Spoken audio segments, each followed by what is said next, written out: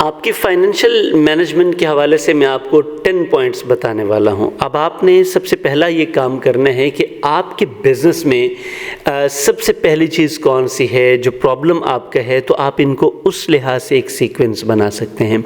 Number 1 sir, आपने कोशिश करनी है कि आप अपने बिज़नेस में जो रिसीवेबल्स हैं यानी कि इनवॉइसेस हैं, आपने अपने कस्टमर से, अपने B2B किसी और कंपनी को अगर आपने कोई चीज़ सेल की है, यानी कि जहाँ से आपको इनकम आ रही है, आपके जो रिसीवेबल्स हैं आपने उनको मैनेज करना है। जब आपने रिसीवेबल को मैनेज करना है तो उसके साथ नंबर 2 पे जो इम्पोर्टेंट चीज़ है वो आपके पेएबल्स हैं।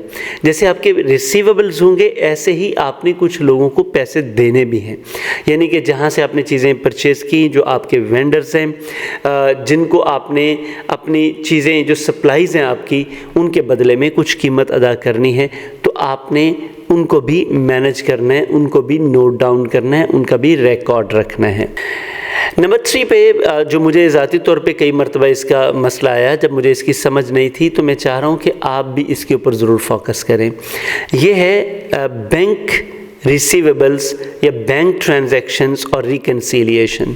अब ये बैंक रिकन्सिलिएशन क्या होता है? लेट्स से एक पेमेंट आपके अकाउंट में ट्रांसफ़र हुई, आपने कोई प्रोडक्ट बेची या आपने कोई सर्विसेज बेची, उधर से भेजने वाले ने आपको स्क्रीनशॉट भेजा कि सर मैंने आपको 1 मिलियन की पेमेंट कर दी है। आपके अकाउंट में आपके सामने वो जो स्क्रीनशॉट भी आ गया। जब आपने अपने अकाउंट में देखा तो आप वो पेमेंट हिट नहीं हुई। अब क्या है कि आपने स्टेटमेंट और आपका स्क्रीनशॉट दोनों का आपस में मैच करना है। इससे आपको ये आइडिया हो जाएगा कि आया कि आपके पास ये पेमेंट आई है या नहीं, तो आप ये रिपोर्ट कर सकते हैं अपने कस्टमर को या जिस भी कंपनी से आपके पास पेमेंट आई है।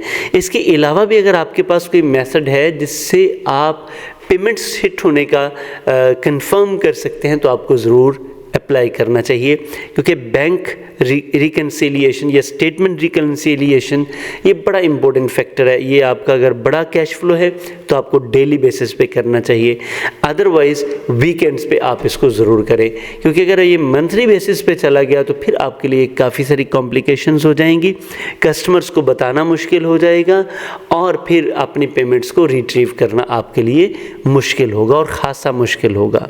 नंबर 4 पे आपके जो भी बिज़नेस है उस बिज़नेस में कोई क्लोजिंग पॉइंट होना चाहिए कि हमने 1 वीक के बाद क्लोजिंग करनी है, 2 वीक्स के बाद करनी है, या by the end of the month 23 को करनी है, 27 को करनी है, 30 को करनी है, 29 को करनी है। कोई एक आपका पॉइंट होना चाहिए जिसके ऊपर आपको पता हो कि फ़लाँ डेट पे जाके मैंने अपना कैश एक बार क्लोज़ कर देना है, और फिर उस क्लोजिंग के बाद जो नंबर 5 पे बड़ी इम्पोर्टेंट चीज़ है, उसकी रिपोर्ट आपने ज़रूर चेक करनी है।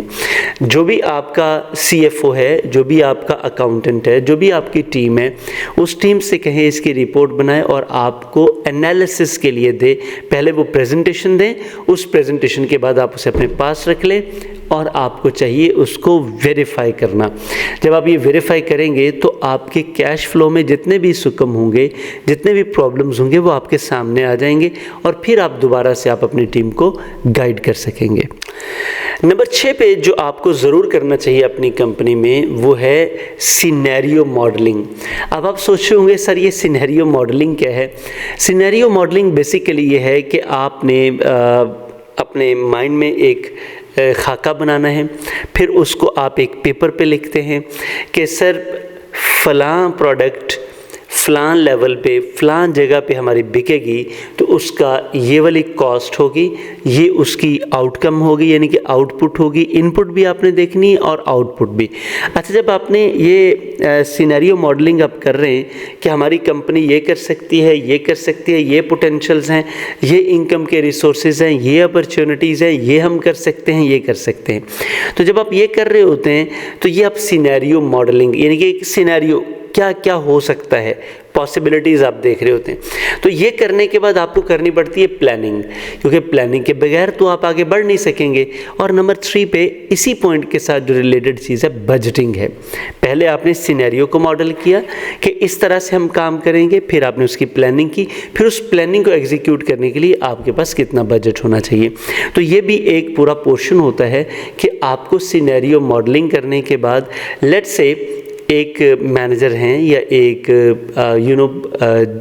CEO हैं, वो अपने ओनर को एक रिपोर्ट देना चाह रहे हैं कि सर मैं ये प्रोजेक्ट शुरू करना चाह रहा हूँ। तो अब ओनर क्या पूछेगा कि सर आपने ये प्रोजेक्ट शुरू करना है, बहुत अच्छा है, शुरू कीजिए, लेकिन आप मुझे ये बताइए कि इसकी प्लानिंग कैसे करेंगे।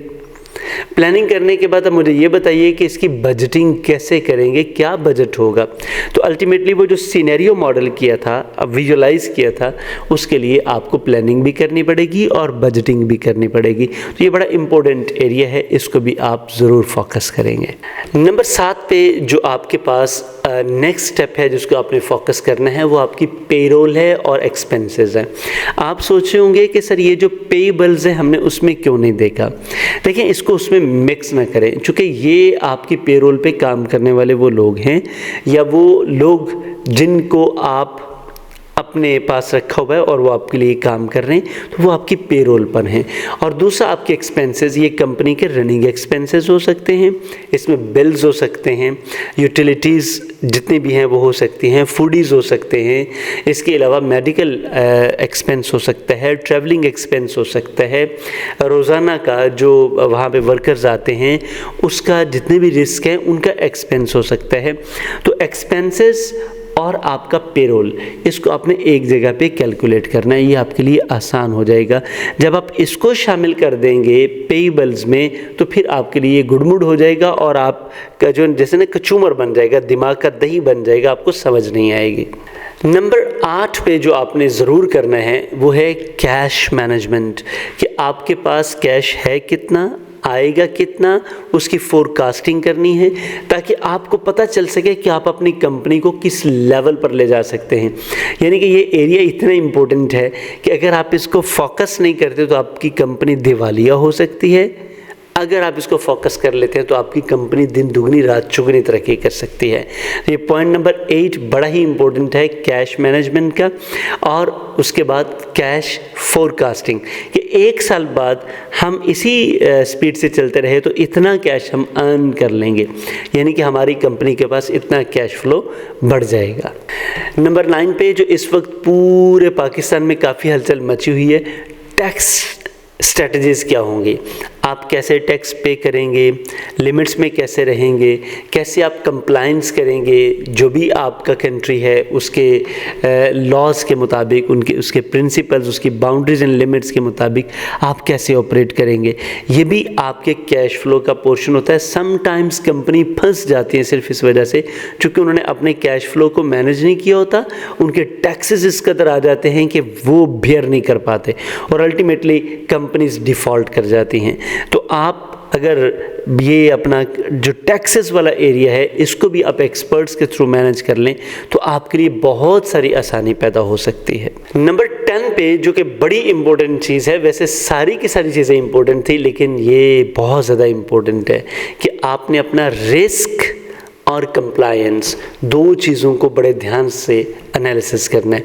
रिस्क क्या है कि कोई भी काम करने से पहले आपको पता होना चाहिए, अच्छा अगर ये कामयाब हो जाता है तो ये बेनिफिट है, अगर ये नहीं होता तो क्या होगा। या लेट्स से आपने एक प्रोजेक्ट लॉन्च कर लिया, प्रोजेक्ट सक्सेसफुली चल रहा है, आपको ये भी पता चलना चाहिए कि ये प्रोजेक्ट चलने में मुझे रिस्क कौन कौन से हैं, ठीक है ना। लेट्स से एक बंदा बिजली के खंभे पे चढ़ जाता है, पोल पे चढ़ जाता है, तो उसे उस रिस्क का क्या पता है, मैक्सिमम उसका रिस्क क्या है कि उसकी डेथ हो सकती है। वजह क्योंकि वो बिजली की उस जगह पे पहुंच गया है जहाँ पे लाइव करंट है। तो ये रिस्क को आपने अपने बिजनेस में ज़रूर और ज़रूर देखना है। कंप्लायंस देखना इसलिए ज़रूरी है कि देखें जिस कंपनी में आपने बिज़नेस लगाया है या जिस मुल्क में आपने बिज़नेस लगाया है, जिस एरिया में लगाया है, आया कि वहाँ पे ये लीगलाइज्ड है। अगर लीगल है तो फिर आपके लिए प्रॉब्लम नहीं है। तो ये थी 10 टिप्स जिससे आप अपनी कंपनी का कैश फ्लो मैनेज कर सकते हैं। देखें अगर आपका कैश फ्लो ही मैनेज हो गया तो बाकी चीज़ें आपके लिए प्रॉब्लमेटिक नहीं होंगी। आप कमेंट बॉक्स में ज़रूर बताइएगा कि आपको ये वीडियो कैसे लगी, और आपने अपने दोस्तों के साथ ज़रूर शेयर करनी है। और इसके बाद अगर आप चाहते हैं कि बिज़नेस माइंडसेट सीखना, कि बिज़नेस माइंडसेट होता क्या है और ये सारी चीज़ें आप कैसे मैनेज कर सकते हैं, 15 अक्टूबर से हमारा एक बड़ा ही ज़बरदस्त कोर्स शुरू हो रहा है। ऑनलाइन कोर्स है। पहले 30 लोगों के लिए हमने 50% डिस्काउंट रखा है। अगर आप ये सारी फैसिलिटी लेना चाह रहे हैं, नंबर आपके स्क्रीन पर आ रहा है, राब्ता करके अभी अपनी रजिस्ट्रेशन करवाइए और डिस्काउंट अवेल कीजिए। Thank you very much.